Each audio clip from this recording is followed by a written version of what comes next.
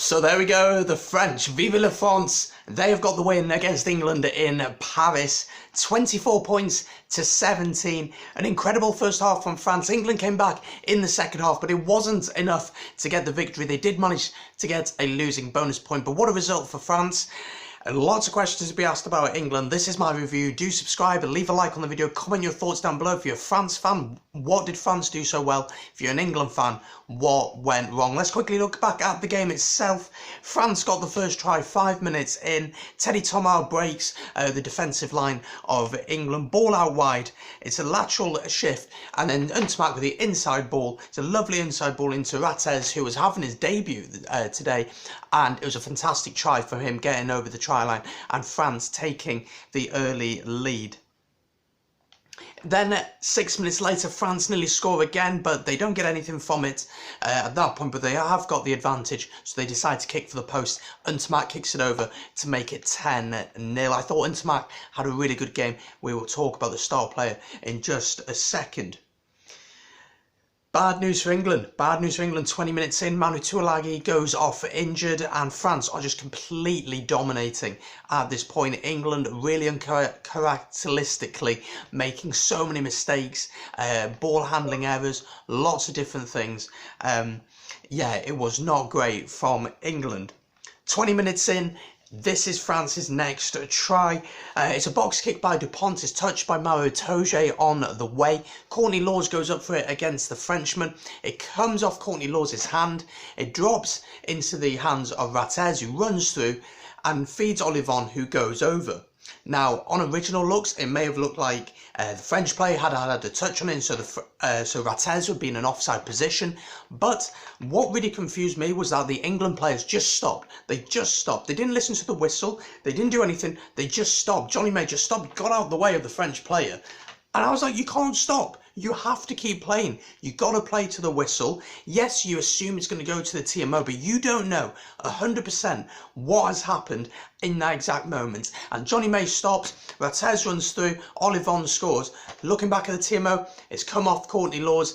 Rattez, therefore, is in an onside position. He runs through, Olivon scores, and the try stands. Ntamack adds the 2 points. It's 17-0 to France. And just because England decided to stop playing at that point, France was 17-0 up. France completely dominating. And I've got one of my notes here. England sloppy, losing possessions, being turned over and losing lineouts. That really was their summary of the first half. There was no... it was just so ill-disciplined and so many mistakes were in their game. Owen Farrell dropped 3 or 4 balls. Furbank at fullback, really struggled today. Simple things. Catching the ball, he struggled. Kicking the ball, he struggled.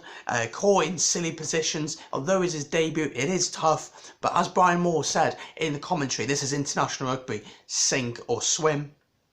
So at half-time, it went in 17-0 to the French. The second half started very differently to the first, certainly. England starting really, really brightly and coming out really strong. They were literally 5 metres out from the French try line, picking and going. But in the end, the French turned them over and cleared their lines. Really just the story of England's performance so far. Then in the 54th minute, France really got the try that probably won them the game, you'd have to say. It's a lovely France steal at the line out. Olivon then puts it down to Dupont, who has a lovely run, and Dupont was brilliant throughout the match. He had an incredible game, except for one decision at the end, which we'll get to in a second. But apart from that, Dupont just ran the show. He's so young, but he's got such a rugby brain on his head, and he just knew how to control the game. He knew what to do in the right areas, and that is what he did. It's a lovely run. He feeds Olivon, and Olivon goes over for the try. Ntamack adds the conversion. It's 24-0 at this point. The French fans are loving it, as they should. I mean, they haven't had that much to cheer about over the past few years. 3 minutes later, though, England get a sniff. They start thinking about the game. They start realising that maybe there's something to get out of this game. It's Johnny May who gets the ball out wide. He chips it over the top and he runs onto it. The ball bounces, skids. It was awful conditions and he beats everyone to the ball and grounds it. It's a brilliant try and Johnny May just thought, right, sack it. Nothing's working. We haven't managed to do anything. We have got to try and do something a little bit different, and that's what he did. Farrell adds the conversion to make it 24-7. And then in the 65th minute, it's another try for England, this time by Johnny May, who once again gets the ball out wide and just puts his head down and runs. He's so quick. He's so quick. He's electric. He gets around the defenders. He beats 4 French players and scores easily. Conversion is added to make it 24-14. And right at the end, England were trying to get that try to get them back into the game. They used their scrum, which had so much dominance over the French. That was one area which was really successful for the English.